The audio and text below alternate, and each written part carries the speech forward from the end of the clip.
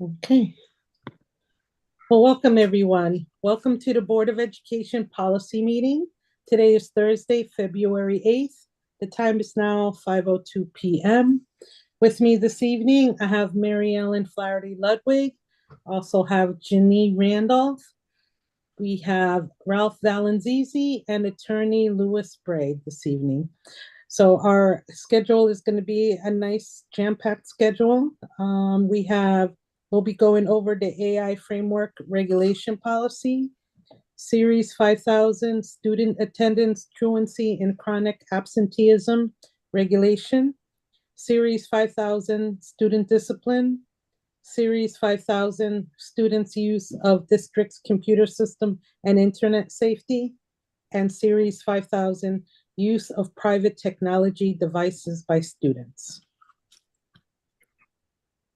Next item on the agenda is actually the approval of minutes. Were we able to look at minutes, and do we have any concerns, changes, or updates? Okay. I think I had one thing. Where did I put that paper? Is there a chance I could you give me 1 minute on that? Sure. Not enough change.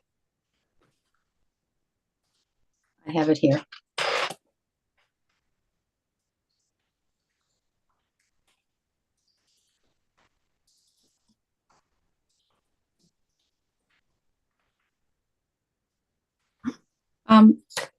Just on the, let me see, review and possible action, it's under that. And it's in the paragraph that starts Mr. Bray. This is a question, I'm not sure if I misunderstood it, but third line down, it says, a change to the policies was non-discrimination. Is that first non supposed to be there, or? I don't know. We'll have to find out with the recording. Does that, Mr. Bray? They'll review that.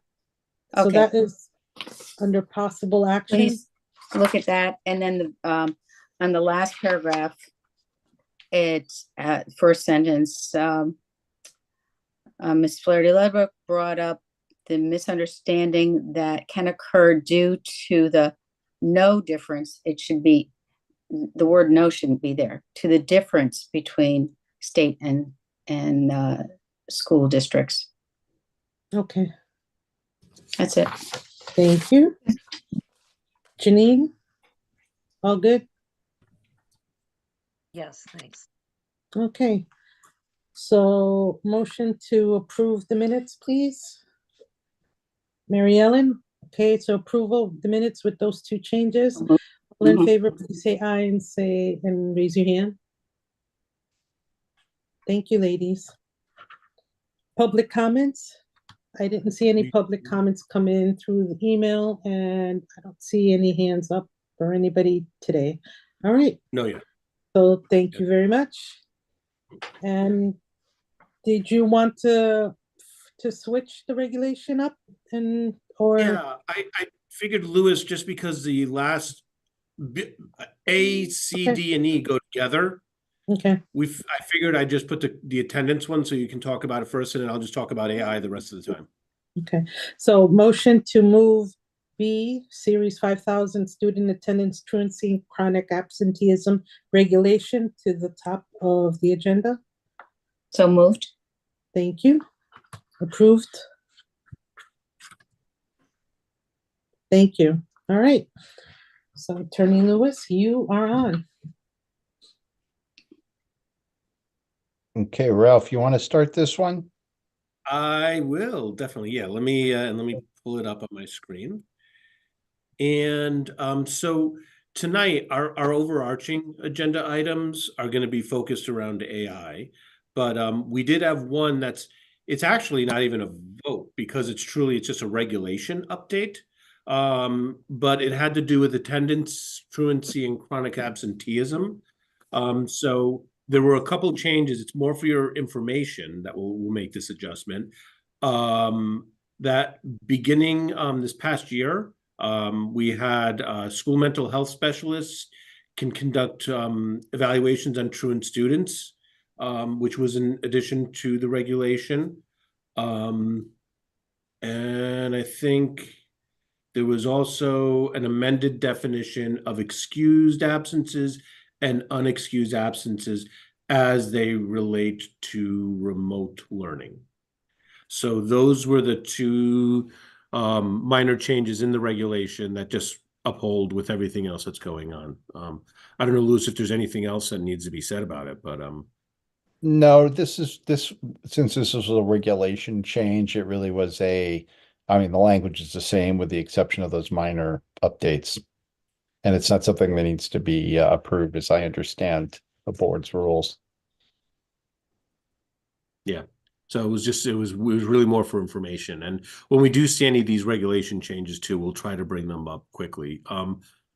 But if you had any questions at all on it, we're happy to answer Yeah. those. Ralph, could you just explain how the regulation is written by the state also? So it's the policy and the regulation both come from the state or from the federal government? From Shipman and Goodwin.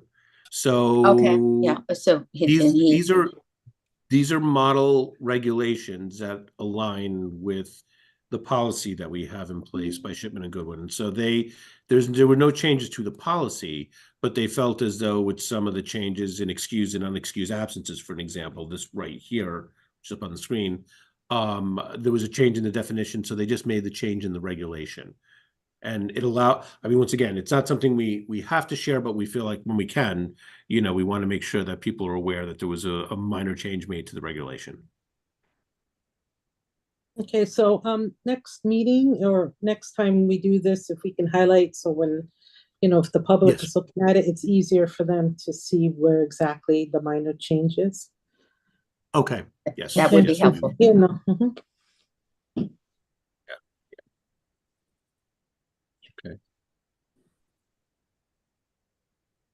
Great. So any other questions at all on this or? No, I'm good. Thank you. I do have one question on anything before the 10th absence is considered excused when there's a note from a parent, I guess. My question is it the 10th one? And what after the 10th one, you can't have an excused absence? Is that how I'm reading it? So everything up through the 10th one can be an excused absence. As long as a parent submits some kind of written documentation. For the 10th absences, there has to be appropriate documentation for it to be excused. Right. There is no more after that. Right, So a professional, so it's not the parent saying, my Correct. child had COVID but you'd have to have something directly from the doctor or any of these other death. Exactly. As they're labeled right there.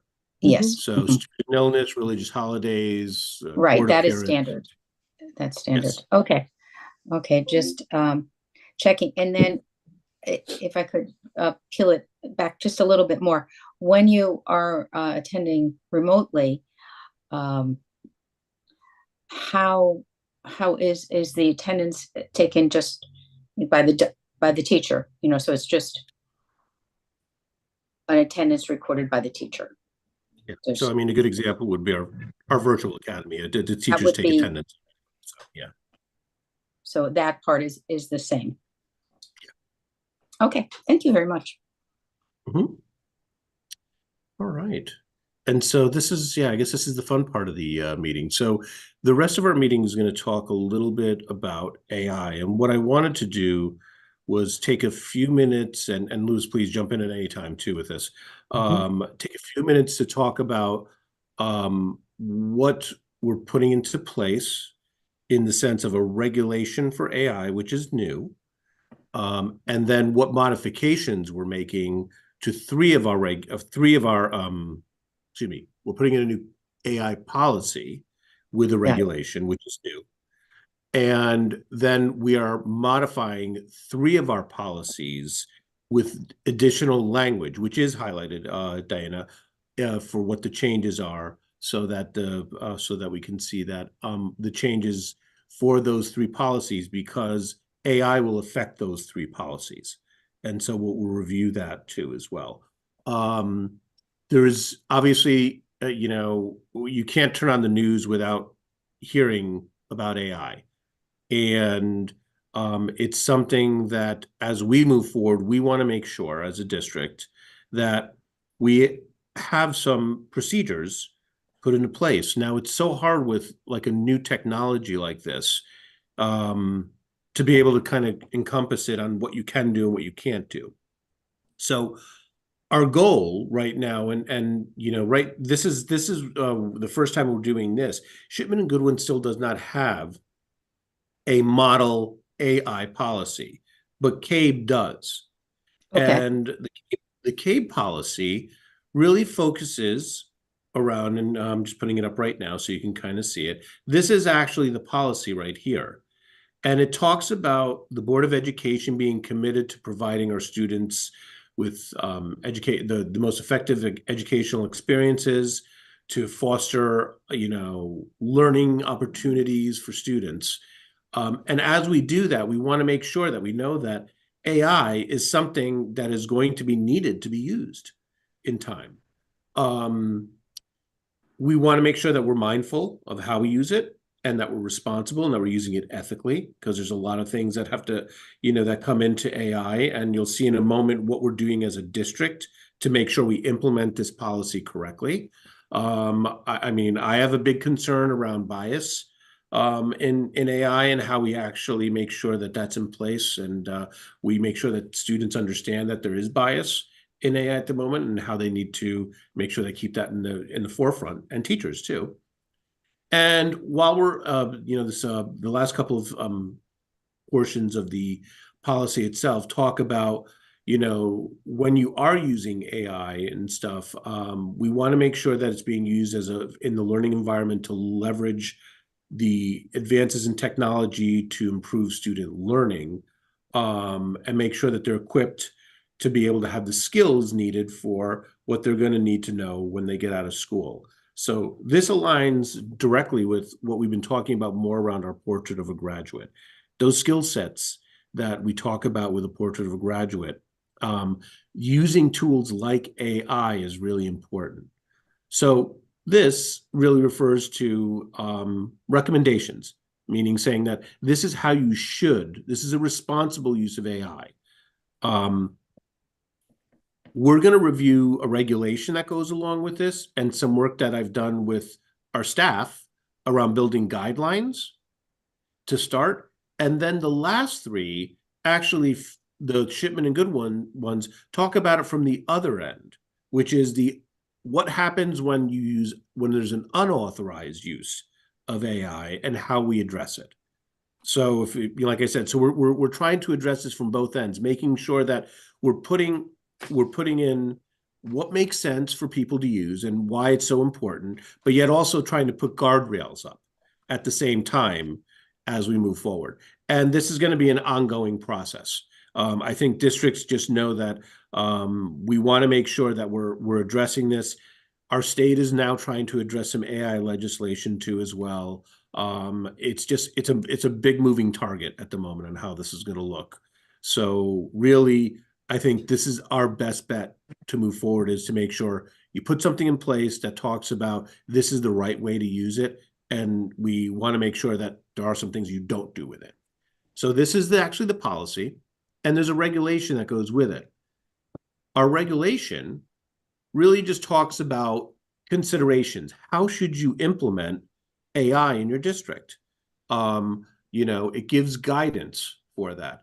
So if you're going to support teachers and students in the community in using AI, we want to make sure that we've gotten everybody's voice involved, and that we actually offer guidance and support. So their considerations for the effective use of AI are: encourage a team approach in determining the effective use and appropriate guidelines regarding AI and related practice. with staff member and a strong understanding of how AI works, administrators, teachers, students, parents, and legal experts. I'll share with you in a moment what we've actually done in this area, okay? Consider establishing a district AI advisory committee comprised of staff and administrators charged with studying the potential advantages and challenges of AI and recommended training on the tools for teachers and parents. Emphasize the district's commitment to the use of AI fairly and safely. We've already done this, and we actually started this process back in September and October of this year, and I'll explain that in a moment. That's what led to our guidelines.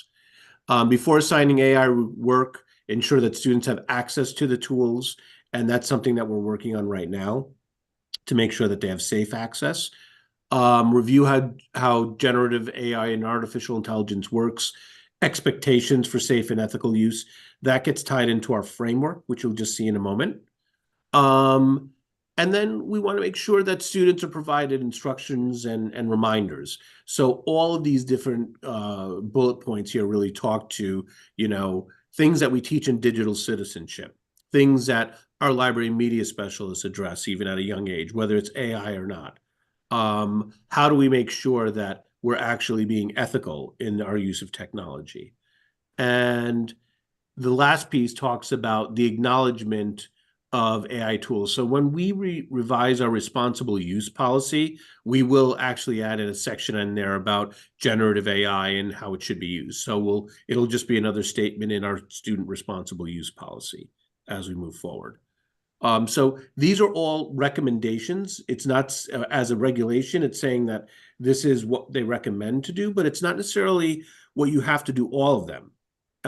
In our case, though, we really are making sure that we're doing most of these. And Ralph, yeah, could I just ask you, you mentioned, did you just say a student booklet? Or did I mishear that? a responsible use policy so students actually sign a responsible use policy now that say that they will use the internet, safely, and they'll use it for educational purposes. We need to revise that to be able to include. And they sign it online.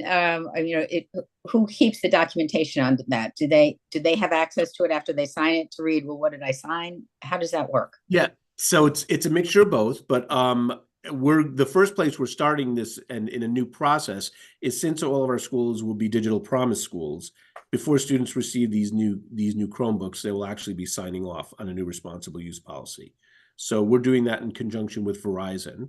I'm working with Jean to see about making this an electronic document that would actually then be incorporated into PowerSchool, so that then when you log in, you can actually see a flag, that the same way that you see a flag of a student may have teacher may see a flag that a student has a 504, they would actually see the same flag that says they've signed the responsible use policy. Okay, I like that idea about pulling it all in one place. And Yes. And then I assume right there you could click on it to see what, sometimes people, adults and children, just click yes, yes, yes.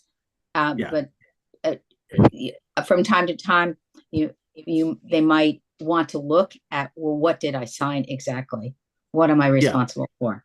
And that would be more open to the parents, because students, I think, may or may not follow direction, but at least if the parent has it there in case there is a question or something gets brought up or graded a different way, they can go back and see what the child was spoken to about and what they signed.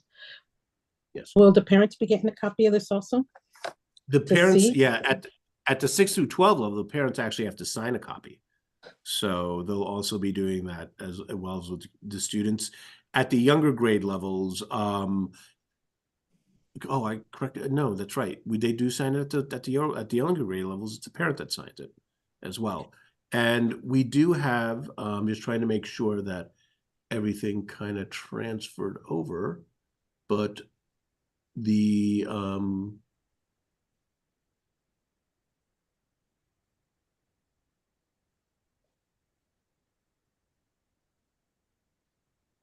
the actual acceptable use agreement is already on the website, our old one. So if you go under regulations in the website, it's under regulation 5025A. And at the end of it, it gives a written copy of the acceptable use agreement for student and parent. Okay. Yeah, it does need to be updated though. So that's what we need to replace. As we move forward, since we're doing all this work with Digital Promise, it makes sense when we sign theirs because they actually have a much longer one than ours. We'll just replace it with that. Okay. I So, see. but we do have a process in place right now that's done. And I mean, I think one of the things that we really need to think about as a district is, do we let them sign this just once, because then it's flagged in, when they're kindergartners, or do we make sure that we revise, we have another conversation around this around 6th grade and make it a systemic practice? Because even though we talk about it, I think it's good to actually have the students sign it not every year, but every, 2 or 3 years, so that they're made aware of it again, almost kind of like an orientation as they kind of go to a new school. Right. And imagine how fast it's all going to change Yeah. in those Definitely years. needs to be updated. Mhm. Yeah. Mhm. Yeah. Well, that tests our imagination. That should. Yes. Yeah. So, with all of these pieces that have been talked about with these considerations earlier this year, we started this whole process with our teachers. And we started back in September. We created an advisory board that included administrators and teachers to be able to talk about what should an AI framework look like for Norwalk Public Schools. And this is actually what we came up with as an edited version of that. We had a lot of people look at it, and then we finally, once we got a good draft, we sent out a survey to all of our teachers, so everybody had an opportunity to just give a little bit more feedback. And so this is what we've landed on as our living document at the moment to guide with our teachers. First of all, we wanted to start with a definition of AI, of what we feel is an ideal definition for us to be able to know what we're talking about when we talk about this. Around that framework, we know that we want to use it to be able to experiment. Teachers are encouraged to be able to use these tools. They need to make sure that they protect student data while they're doing it. One of the first pieces we really wanted to talk about, besides using it, is, and this is something you'll hear about with AI in any area, not just education, is human oversight. This is not a replacement of a person. AI should never be considered any kind of replacement of a person. It should actually be used as a supportive mechanism to be able to support the work that goes on. And we want to make sure that in our guidance with everybody, that human interaction is critical with our kids, and it's critical for instruction. So we want to make sure that when teachers use AI, that they emphasize the importance of this with their students. Okay. We want to make sure that we offer teacher professional development as we move forward with this. And a lot of that will be happening at grades 6 through 12. You'll be seeing that through Digital Promise, the work that we're doing with Verizon. We'll also be trying to look at how does that look at the elementary school level too as well. So we'll make sure that we embed this into the work that we're doing. Student use. So we feel like right now, because of privacy issues, students really shouldn't be creating their own AI accounts and using it. We need to find ways to be able to have them have the ability to have access to that. Now, this is something we're still working out with with how that looks, but we know that this is probably the easiest way for us to keep them safe. We want to be able to start developing walled gardens for them to be able to use AI effectively. And it's something that we'll be working on. We want to make sure that whenever AI is used, that it's used with integrity. Okay. I mean, this is my favorite definition of integrity, that obviously, and this goes a lot towards what people are worried about with cheating and so forth. That students are doing the right thing even when nobody's looking at what they're doing. So that's what we want them to do with AI as well. And we want to make sure we emphasize that. We want to make sure we emphasize and that we know that these systems can be biased. We need to make sure that we're actually, in our sense, also monitoring the content that's coming out of there as adults that we're using, because the tendency is it's pulling data from different places. If it's only got one type of data to pull from, well, then it's only going to be able to give you kind of one type of answer. So we know that this is something that we're going to be worried about in general with the use of AI, but I think right now the best we can do is make sure we acknowledge it and we make sure that people keep it in the forefront of their mind when they're using this. We want to make sure that teachers and everybody else understands that privacy and data protection is really critical. Students' data should be, if it's being used at all, it should be in compliance with all of our regulations. That's the only way that we should be able to use it. There's never a time when anybody should be collecting data in the district without consent.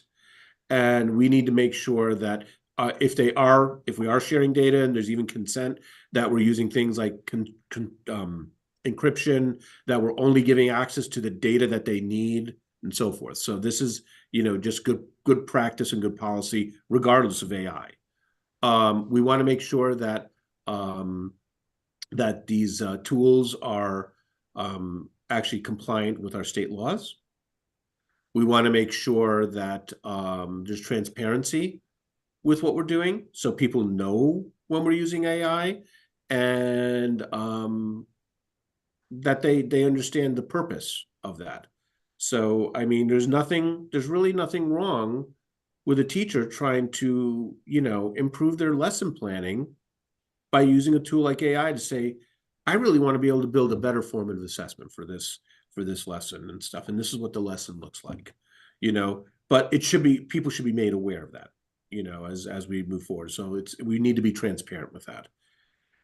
We want to make sure that we use this ethically with our students. And I think that goes without really explaining too much more than that, that just we use it appropriately. I use this, I think Taylor Swift is on the news with everything these days, but the issues that have happened and stuff with her and AI is stuff that we want to make sure that is not something that we're having happen with our students, and understand that it's not an ethical practice. Ralph, before you go to the next page, Yeah. Just a little bit more elaboration on what is student data. Is it the work that they produced? Is it if they're working on a team and they're sharing a paragraph? What are we considering student data that needs to be protected? So I think maybe the better question is, what does the state consider student data?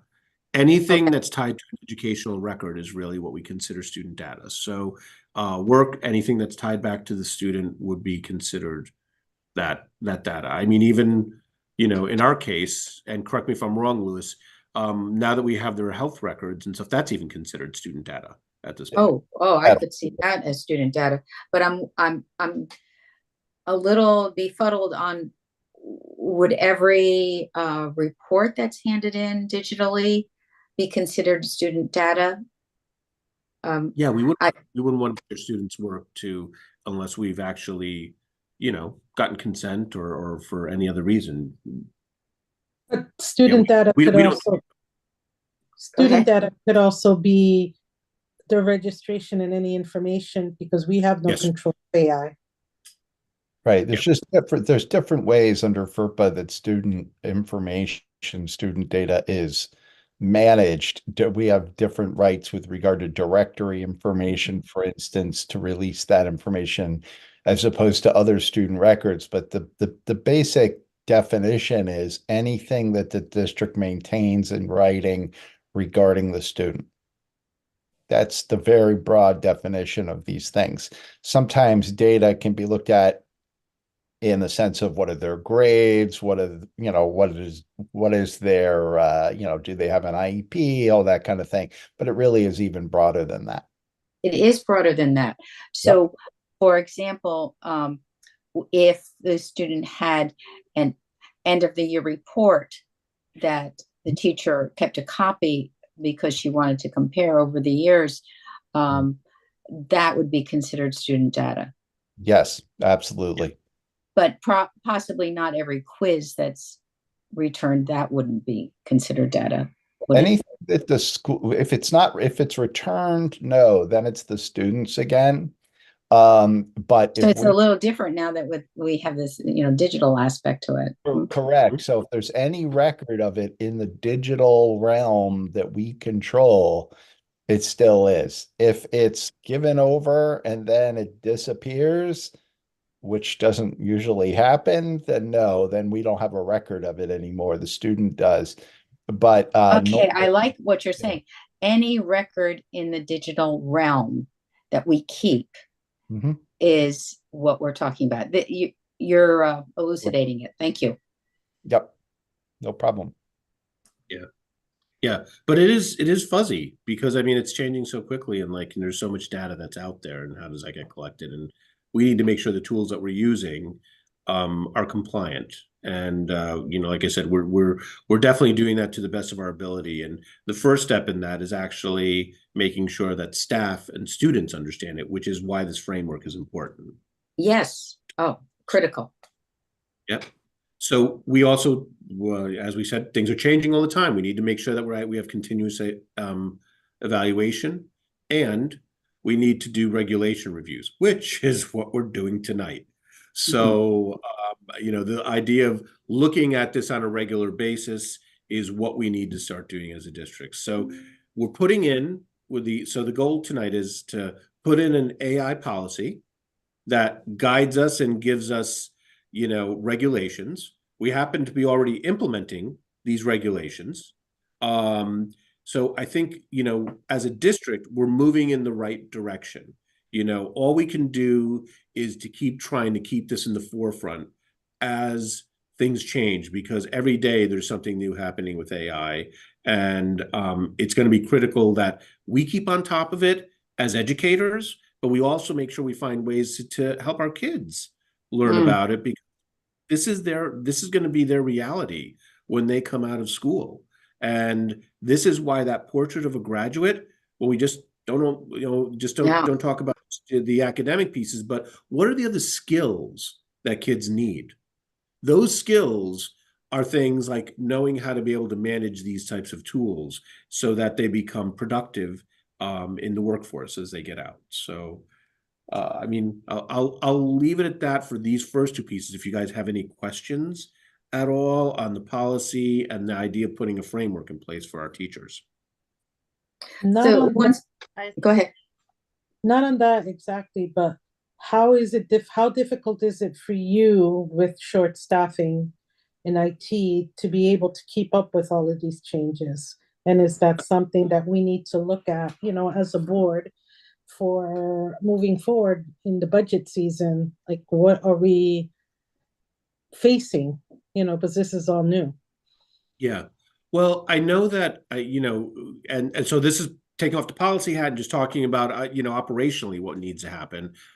I'm working with our digital learning coaches to be able to help teach them to be able to support our teachers in this area. We're going to be getting new digital learning coaches that are going to be hired through the Verizon grant. So that's going to assist. So from the academic side, I think we're actually putting pieces in place. We may need more, but we're at least starting to get things in place. How many more will come with a grant? One for each school. So they'll be, and they're paying for a portion of their salary for the next 2 years. So there'll be 5 new digital learning coaches that will come on board, one at each one of the high schools and one at Rhoton, because we already have a full-time one at Ponus, West Rock, and Nathan Hale, because they're part of the VILS grant, and now that's been absorbed into their operating. So we want to have that model moving forward. We are. I do feel like, Dr. Stray and I have talked a little bit about this around administrative support. So then, we're talking, that's more of a coaching model at the teacher level. There probably will need to be someone that's going to be able to have that capacity right now. I'm actually recommending the idea of portion of one of my administrators to be able to be focused on it right now, but that my guess is that's going to grow into a full-time position. But we need to start somewhere and start to lay the ground for that. And from a technical standpoint, you know, I have one of my technicians that really focuses on security, Evan Sachs. That's really been his main focus. There may be additional supports that are needed in that area too as we move forward.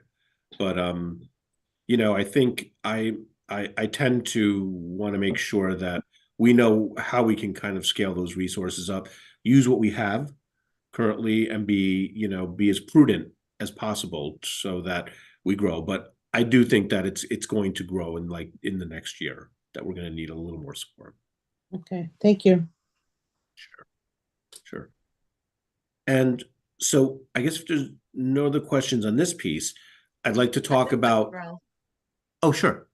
I just had a question that I just saw in the document somewhere about where AI can't be used. Are there places that we've decided that we don't think that we should be using AI, or are we just kind of like really experimental at this point? We're completely experimenting. I think everybody's at that point to know that, you know, really we've got these frameworks in place, and where can we use it and where we can't.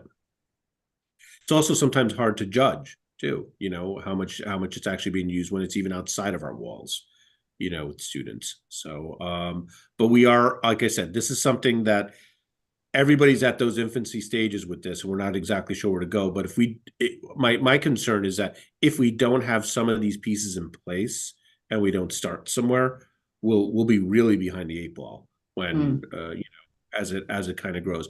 At least we're putting some stakes in the ground to say this is kind of the guardrails we want to stay within. Do we really think that that's useful to do that? And if not, if so, why? And if not, we would go to the next step, which is looking at the next 3 policies that are being updated, because that talks about more of the negative aspects of how do we kind of approach the work. You know, what are things that we need to put in place to I shouldn't say negative. They're really the ones that are not just talking about how do you guide with this, but what are the stipulations if it's not used if it's not used properly. Yeah, it's such a fuzzy subject. I mean, it's like it's really hard. Yeah, it is really hard to talk about this and figure out what the right steps are. But at least we're I'm just happy that we're really, you know, moving forward and taking steps in the right direction. I'm happy about that also. My question before you move to the next group is when it states that they don't want the students to have their own account. And so imagine we're in a classroom and we're going to be using AI for some assignment. I'm unclear about how each kid or each team can access AI. How does that work if they don't have an account? There may be a generic way of doing this, and we still it's a good question, Mary Ellen, because the problem is once you create an account, then data is going to be stored somewhere, and we don't know where that data is being stored. Yes. So once we know that, then that can potentially change, and they can have an account. So, like I said, we're just not there yet. We're trying to put the guardrails up to make sure that we don't walk into something that we're not prepared for. And as you said, so many things are happening at once. Percentage of our high school, middle school kids already have accounts. They're working with it. They're figuring out stuff that we're just beginning.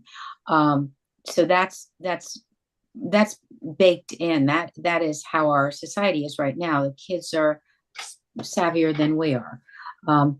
But okay, so we'll stay tuned to how that works as a whole class to have more or less one access, but multiple questions to that one access.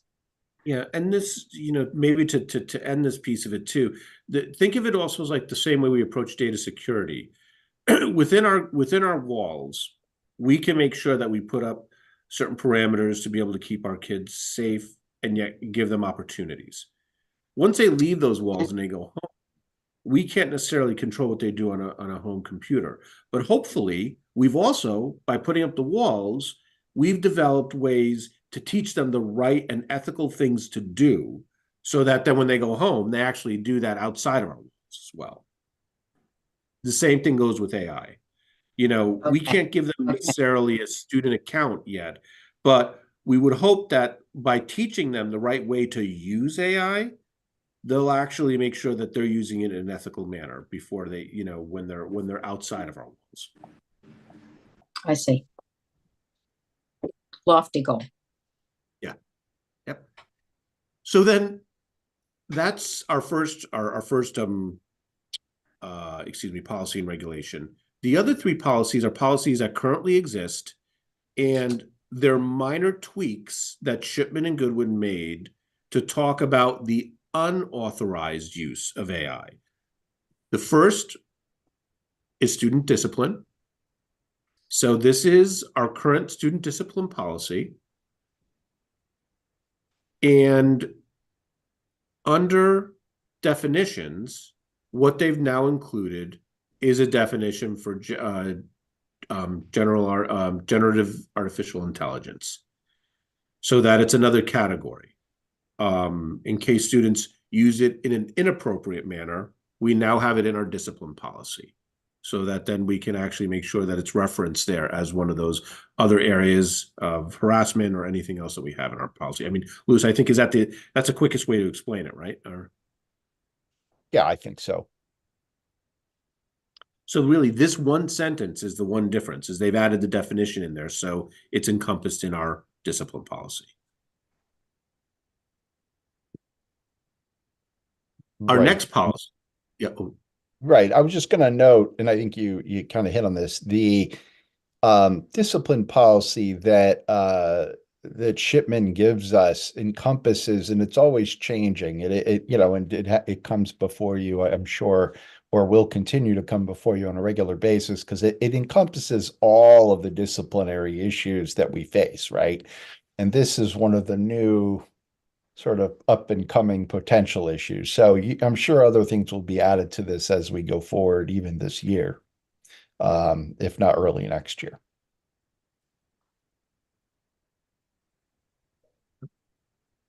So that was the first one that had an AI change. We had two other policies that also added language for AI and really the appropriate use of online. So under the district's use of computer systems, internet safety, this sentence was changed to talk about the fact that we actually make sure that we try to educate our students in appropriate online behavior. So it doesn't reference AI, but it does reference around the idea of educating students, making sure that they're using tools like social media and websites and chat rooms and cyberbullying in ways that are logical. So it's one sentence change here, that we educate them in those areas. And then the last policy is the use of private technology devices by students. So this is when students bring in their devices because we allow them to connect to the network. We want to make sure that we added in another definition that you need to use it appropriately when you're in school. But there was no definition for using AI tools. So this is where if they had their own account, if they were logging onto, their own computer and so forth, for this purpose, we need to make sure that, that any AI, when students are using it, but they need to make sure that it's actually used in a proper manner. And that if there is inappropriate use of a personal device, that we can address it in this policy.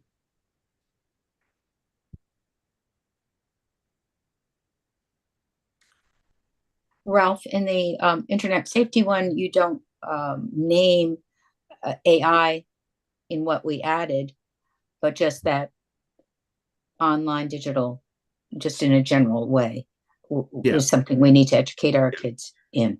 Yeah, I think we want to specifically call it out in these three policies because in general, like I said, we talk about safety on the web and so forth in our regular acceptable use or responsible use policies. Did I miss that in internet safety? That I didn't see AI mentioned. Maybe I missed that. Right, the paragraph, Ralph, that you showed us just before this one, although I think that was Yep. in the student discipline, right? Or that student discipline. This one, yeah, this is it. I was reading the yellow part. Maybe it was something with AI before then. No, it actually, so the change in Right. this one was educate our students. Okay, district will Appropriate. educate students Yes. about online behavior. Right, Yes. it doesn't, Ralph, I think what we're talking about is this sentence doesn't incorporate the term artificial intelligence No, as it doesn't. Yes, world.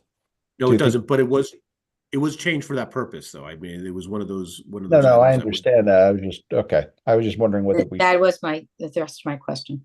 Yes. Yeah. Thanks, Yeah, Lois. yeah, I don't know why they didn't call it out specifically in this policy, but that's the addressing of educating is actually once again leading towards this idea of like we need to educate students in the area of AI as well. right. But it's also important for the public to understand that even though it's, few words and a couple sentences, it's a lot of work that goes behind to making these decisions and what the education is going to be of the students, right? Yeah. Yeah. I'm 'cause glad we were are, able to keep our digital coaches this last budget season. yeah, That's yeah. they're And even more critical now. it's not just the coaches, it's the library media specialists that deliver instruction specifically in digital Absolutely, citizenship. yes. They have a curriculum that actually focuses on this. Okay, any other questions? All right, so a motion to move AI framework regulation and policy, Series 5000 student discipline, Series 5000 students use of district's computer system and internet safety, and Series 5000 use of private technology devices by students to the full board. So moved. Mary Ellen, seconded by Janine. Guess we're all in favor. Thank you very much. And thank you, Well, Ralph. thank you, Ralph and I Louis. know there's a lot of work behind all of this and always keeping us updated and up to date. So, Well, thank you. We appreciate the support. So okay, so long day. How about motion to adjourn? Adjourn. Yay.